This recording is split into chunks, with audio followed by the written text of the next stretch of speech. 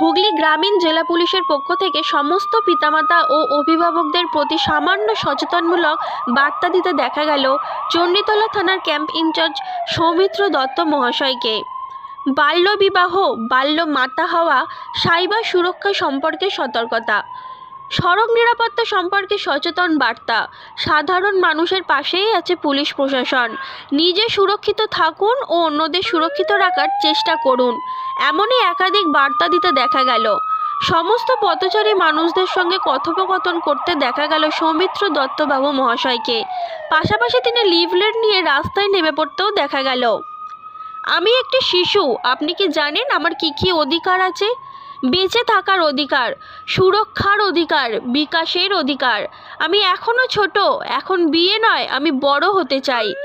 একদিন মা বাবার গর্ব করে বলবে এই আমাদের মেয়ে, আমরাও মেয়েরা নিজের পায়ে দাঁড়াতে পারি।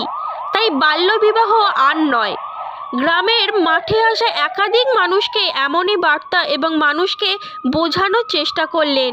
এই মানুষটির তরফ থেকে আর কি কি জানালেন বিস্তারিত দেখে নিন ডেলি আনন্দবার্তা নিউজের পর্দায়।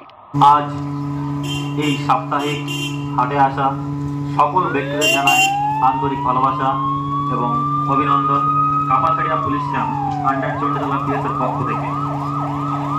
আপনাদের অনেকই কথা বলেছি সাইবার ক্রাইম অ্যাওয়ারনেস এবং বিভিন্ন অ্যাওয়ারনেস সম্বন্ধে।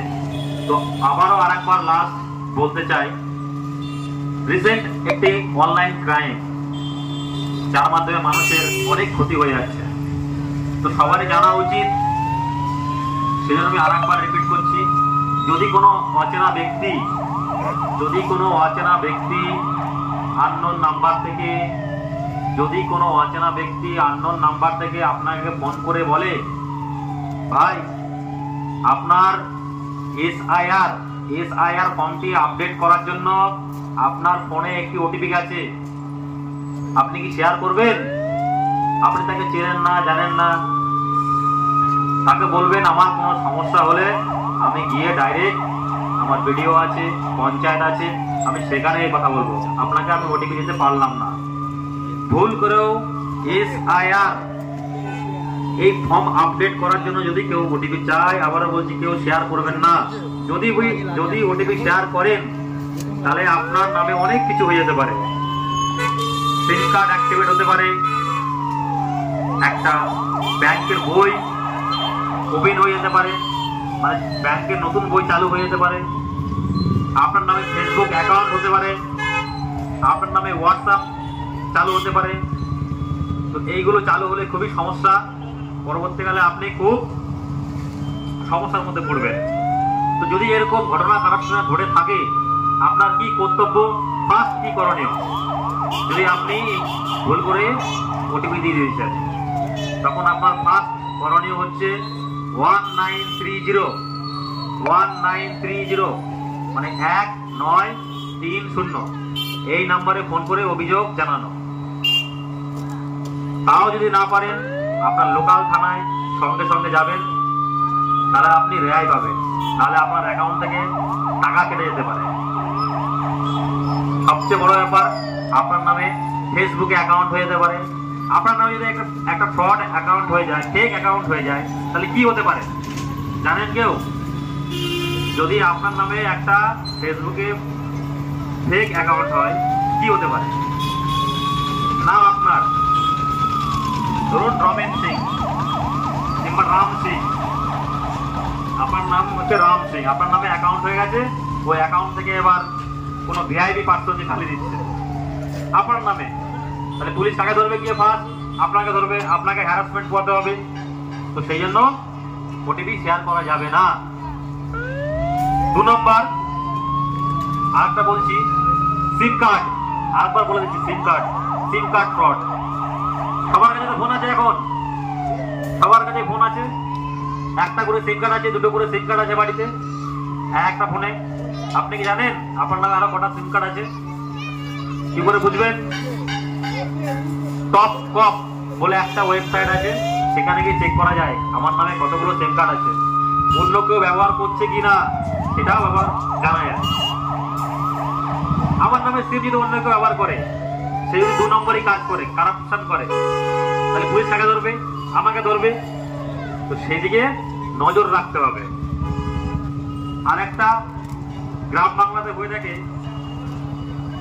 ক্রাইম, যে ফোন করে, অনলাইনে ফোন করে, আননোন নাম্বার থেকে ফোন করে যে ভাই আপনার বাড়ির ইলেকট্রিক লাইন কেটে দেওয়া হবে, আপনার টাকা দেওয়া হয়নি, আগের মাসের টাকা দেওয়া হয়নি, আপনার বাড়ির ইলেকট্রিক লাইন কেটে দেওয়া হবে, আপনি ইমিডিয়েটলি টাকা অনলাইন পেমেন্ট করুন।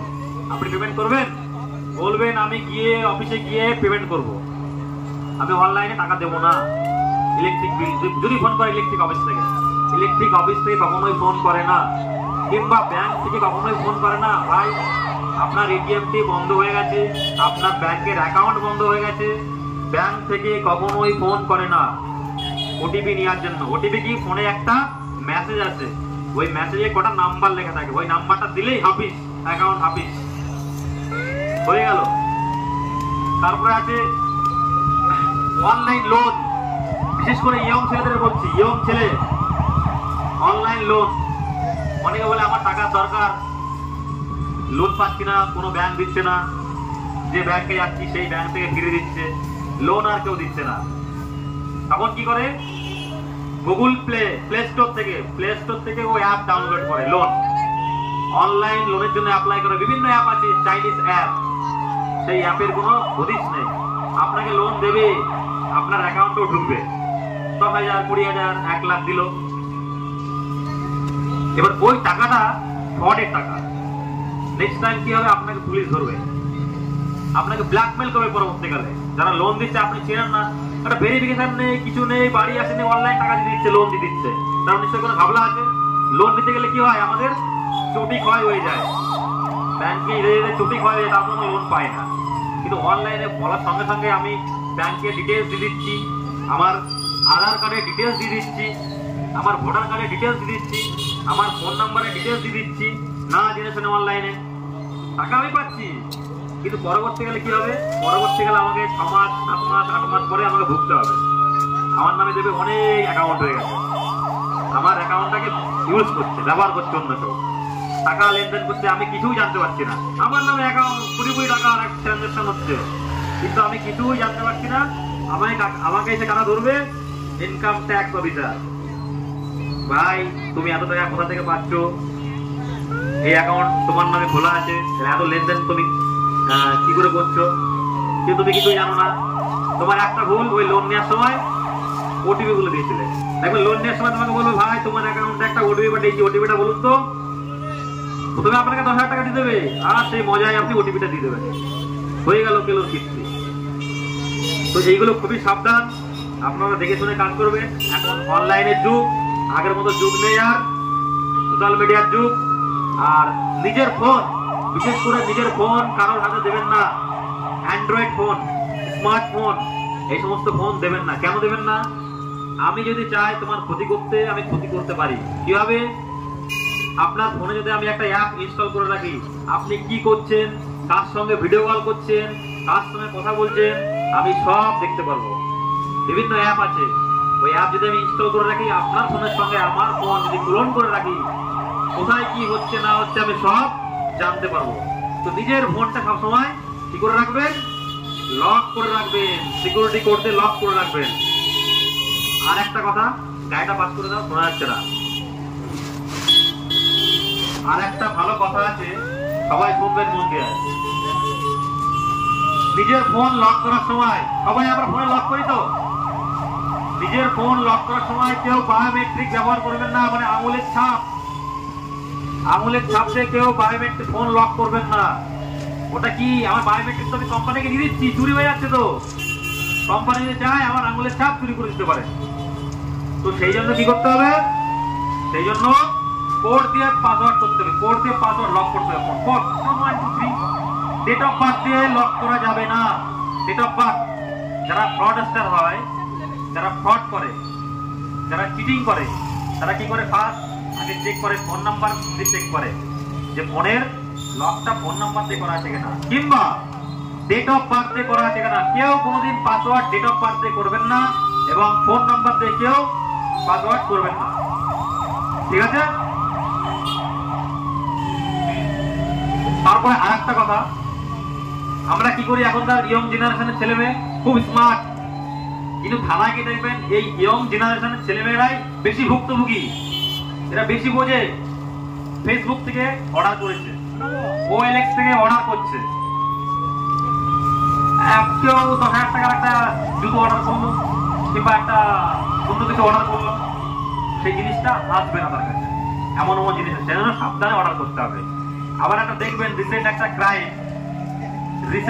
ক্রাইম ফেসবুকে দেখা যাচ্ছে, ফেসবুকে আর্মির ইউনিফর্ম পরে আছে, কিংবা ডাক্তার কিংবা ইঞ্জিনিয়ার, হাই প্রোফাইল লোক বলছে আমার এখান থেকে পোস্টিং হয়ে যাবে, আমার ঘরে টিভি আছে, আলমারি আছে, একটা বড় এসি আছে, সেগুলো আমি বিক্রি করবো। দেখবে 50,000 টাকার এসি 10,000 টাকা দিয়ে দিচ্ছে, আপনারা বিশ্বাস করে নেবেন।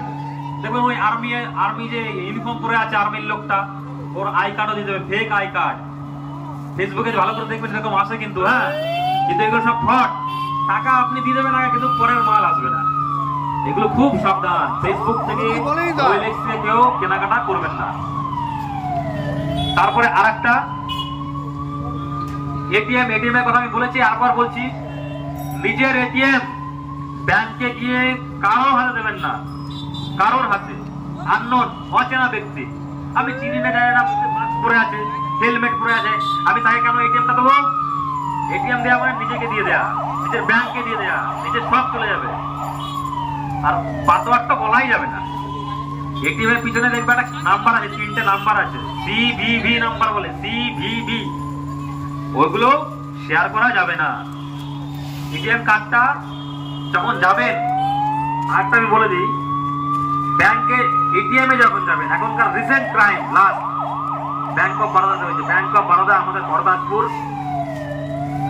বাইরে ফ্রডস্টার দাঁড়িয়ে আছে বাইরে, ও ফলো করছে যে কাস্টমার, সে যখন এটিএম এ যাচ্ছে ওর হাতের ছাপটা কোথায় পড়ছে।